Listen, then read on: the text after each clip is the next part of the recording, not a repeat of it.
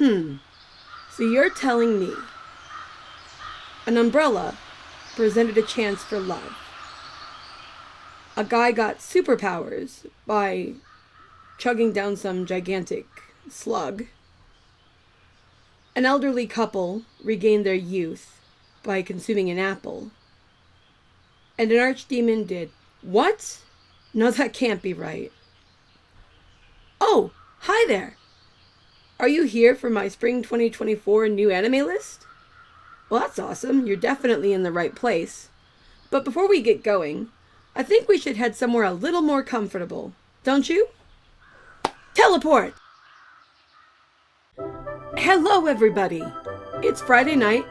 I'm Katallina, and this is The Week That Was, the show where I talk about all the latest and greatest things happening in anime during the current season.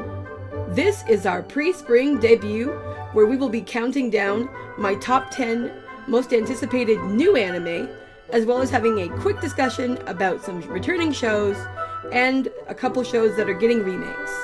Anyway, let's get this thing started. First up, let's talk about some of the returning shows that people are probably super hyped about. I want to make sure that I get some shout outs to some of these in my listings so that you guys can make sure you don't miss anything that you would have wanted to see. First up on the list, we have Season 3 for The Time I Was Reincarnated as a Slime. We have Season 3 for Konosuba. We have the next season for The Misfit of Demon King Academy. I'm not sure whether that is a continuation of Season 2 or whether it is actually a Season 3, so I don't want to list that here since I'm not certain. And we have Black Butler coming back with its public school arc. So there are a ton of things that are on this list, and these are things where I haven't completed the prerequisites to actually necessarily cover them. I will tell you that I am going to try and get up to date on Misfit of Demon King Academy and on Konosuba because I'm hoping to watch those with my brother. Now that we've talked about some of the stuff where I wanted to make sure people knew things were coming out, and these were not necessarily things that I was going to be fully caught up on, I do want to take a moment to talk about two shows that are coming back during spring, which I will be covering, or which I will at least be watching.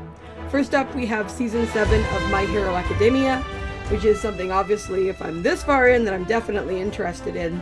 This won't be being covered quite as normally as I would have liked, because I actually watch this show with my boyfriend, and he prefers dubs to subs. He also prefers that I watch it at the same time as him because, not gonna lie, I'm kind of bad when it comes to spoilers, so I don't blame him there.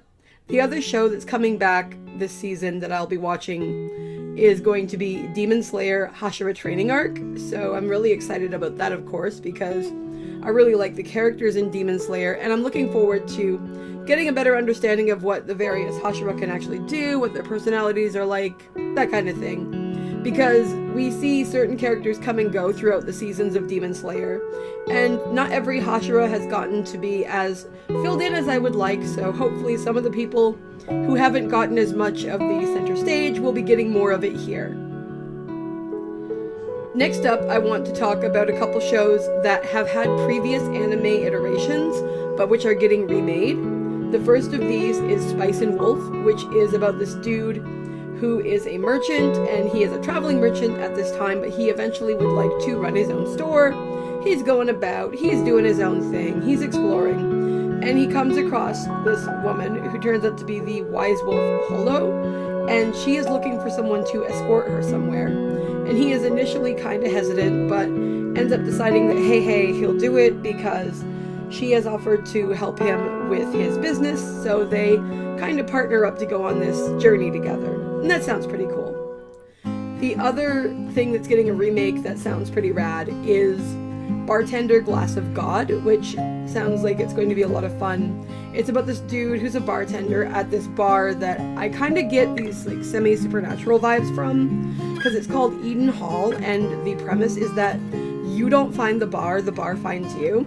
So that's pretty interesting. And people show up at this bar, and he makes them drinks, and he listens to their problems. And I would assume, based off of the kind of story this looks like it's going to be, that what he does has some form of impact on their lives. So that should be interesting to cover. Now that I've got all of the stuff that is either coming back or that is getting a remake covered and quickly talked about, let's move on to the actual top 10 list in earnest. At number 10 on our list, we have Kaiju number 8, which looks like it's going to be an action-packed ride. This story starts in an alternate Japan where large Godzilla-esque creatures called Kaiju are terrorizing the populace. The one thing stopping them from devouring all of humankind? Two groups that have been organized to fight against them. The first, a direct fighting group that actually attacks the creatures and takes them down.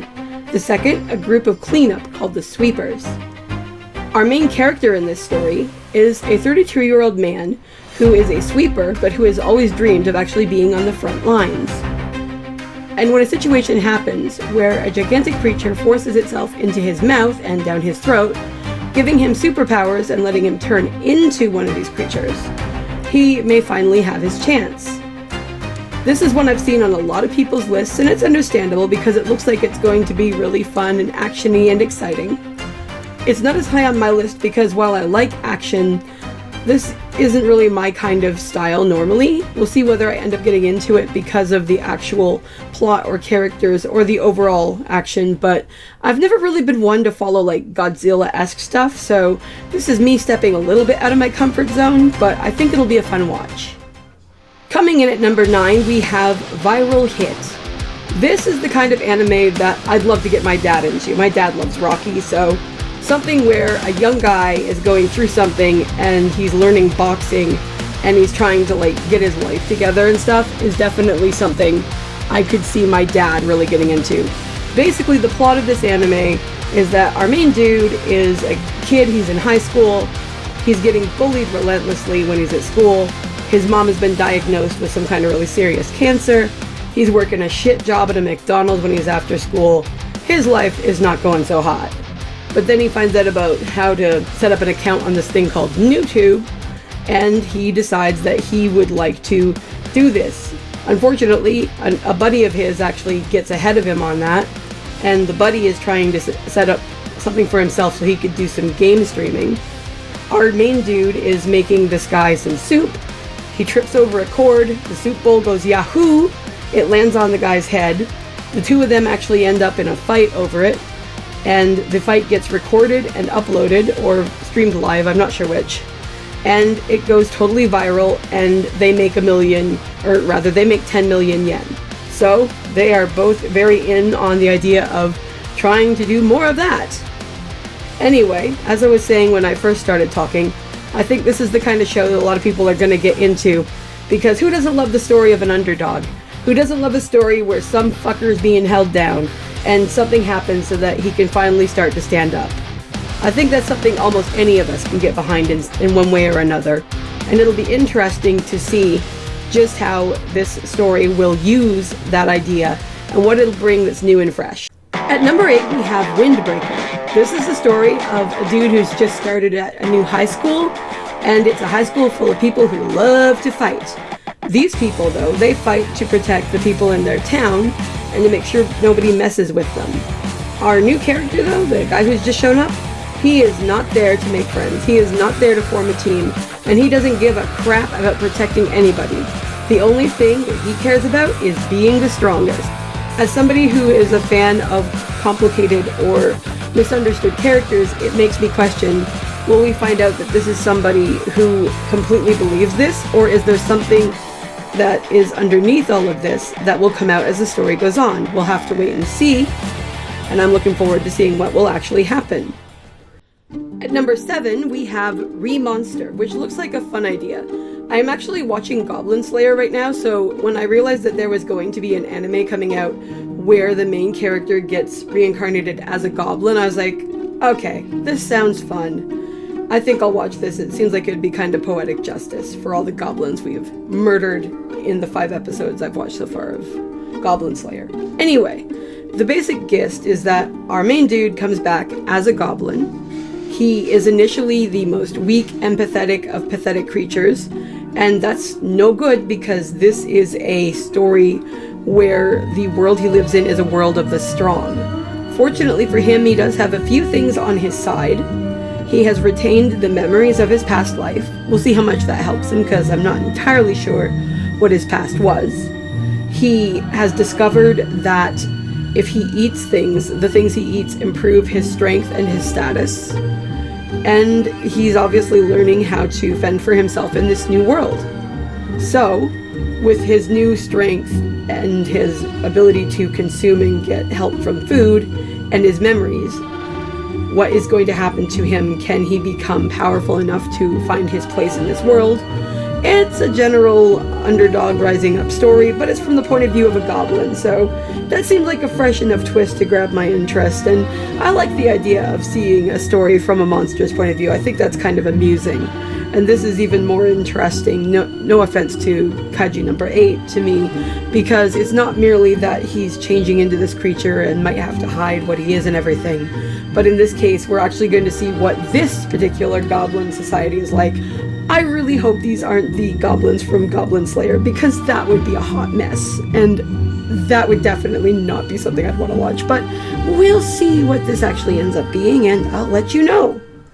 At number 6, we have Grandma and Grandpa Turn Young Again. Now, imagine this. You're an old woman or an old man. You've spent your life with the person you love. You've got sore joints, you're wrinkly, it's all going down. You've got the wisdom, but your body is like, I'm getting tired. And then, one morning you wake up and boom, you're young again. 3 to 1 presto, you're in your 20s, 30s, whatever.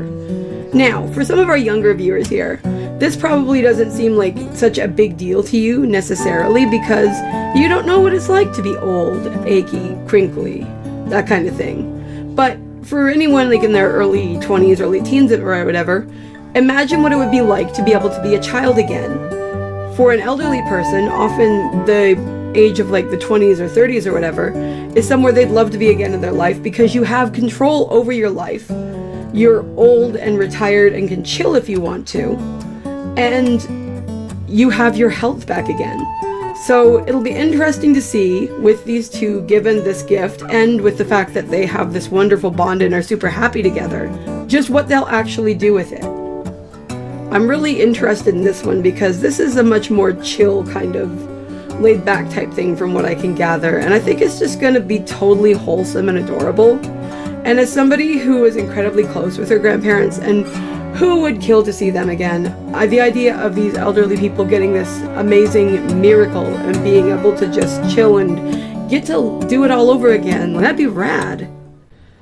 Coming in at number 5, we have Unnamed Memory. This show is about a prince who climbs a deadly tower, seeking a way to break an evil curse, which will ensure that whoever marries him will die. When he reaches the top of the tower and discovers that the master of the tower is a beautiful witch, he gets a new idea. Hey sweetheart, why don't you marry me instead? The witch is like, nah, but she does agree that she will come down from the tower and spend a year in his castle, trying to find a way to help him break the curse.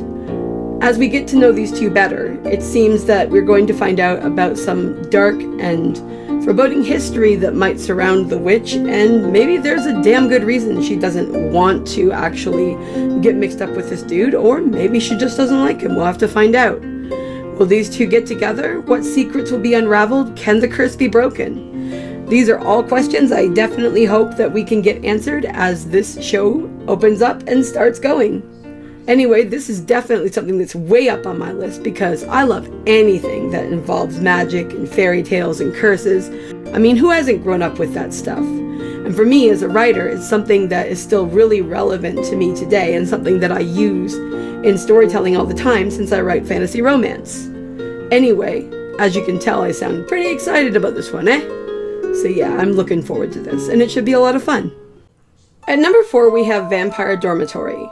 In this show, our main character ends up meeting a vampire, and the vampire is looking for a thrall. A thrall is somebody that a vampire uses to get blood.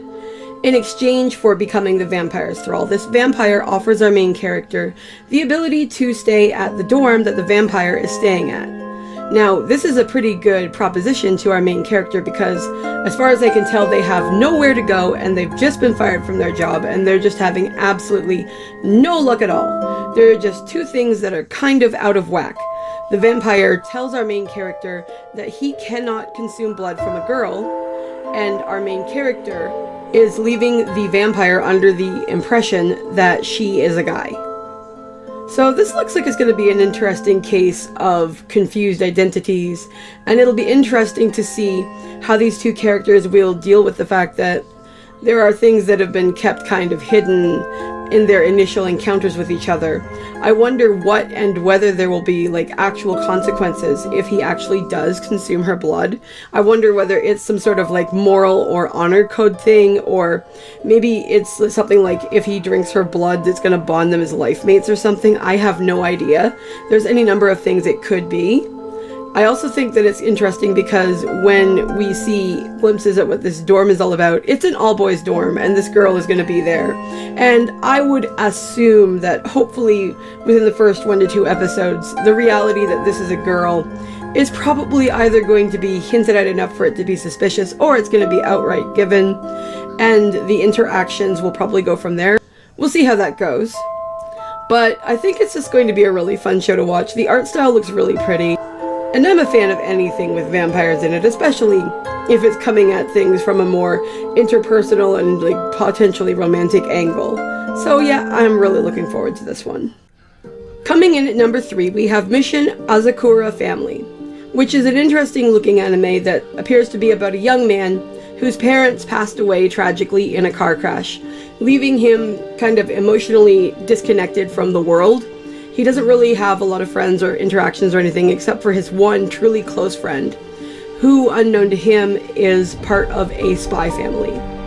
When her brother, who is incredibly overprotective of her, ends up discovering our main character and the interactions the two are having together, he does not like this and he tries to bump the friend off. So our main character needs to actually end up getting engaged to this girl and joining the family and training to become a spy.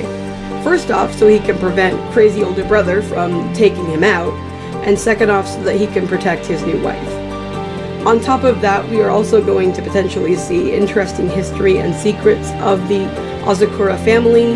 This looks like a pretty solid pick. It looks like it's going to have some comedy, some action, some romance. So it looks like it's going to have a bit of something for everybody, which is a nice thing to see.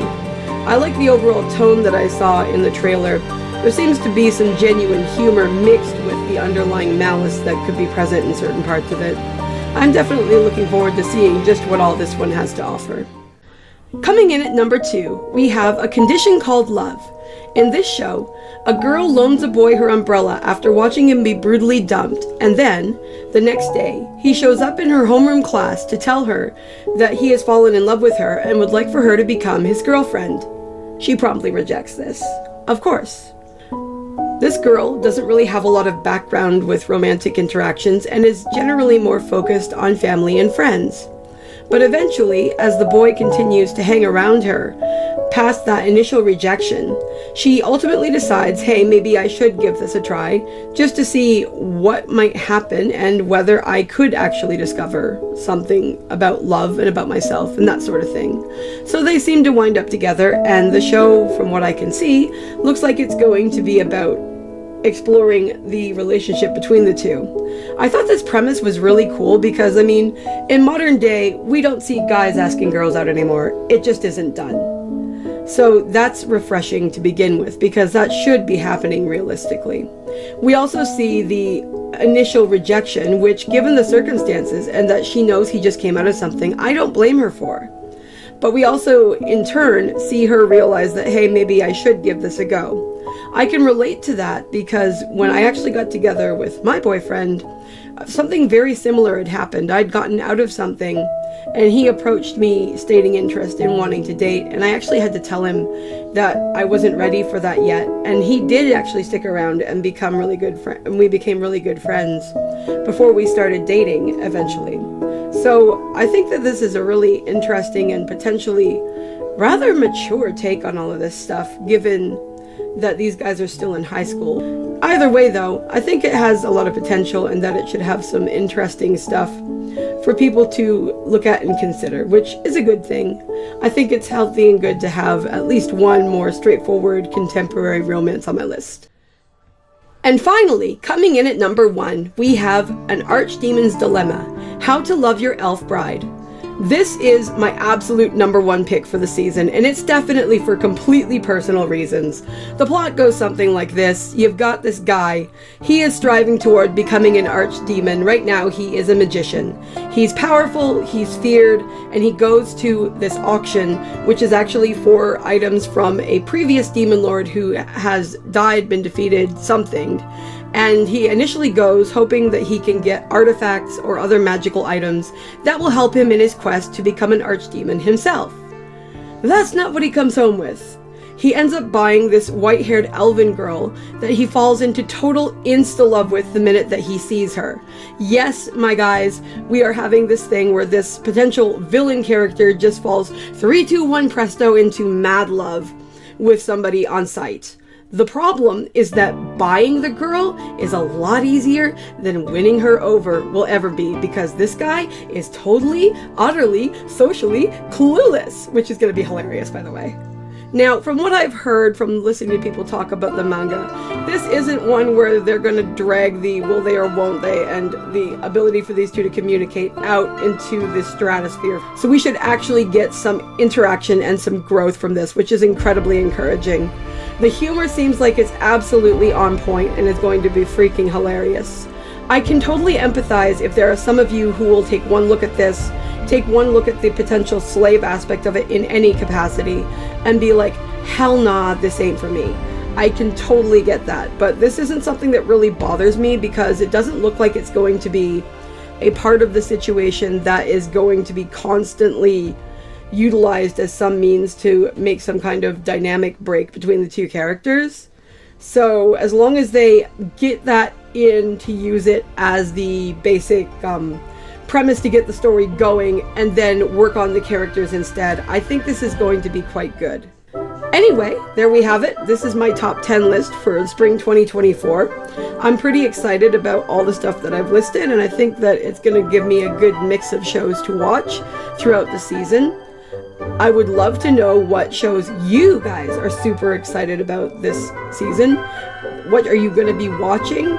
Is there anything you've seen where you're just like, oh my god, no, because that's just as fun?